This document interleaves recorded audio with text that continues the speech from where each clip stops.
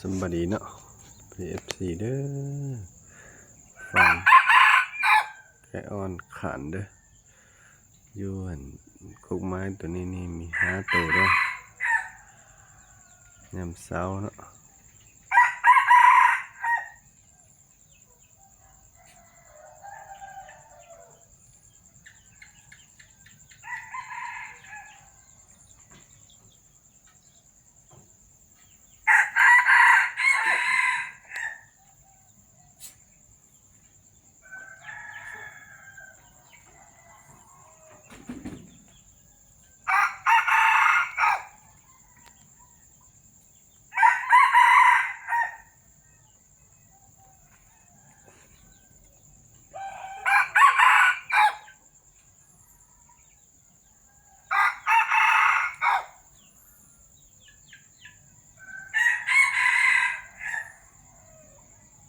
ตัวน่าตุเสีย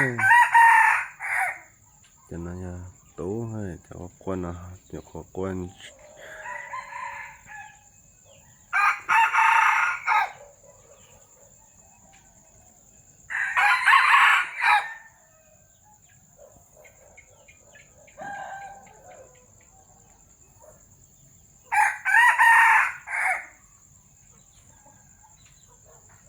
ดิจ่อ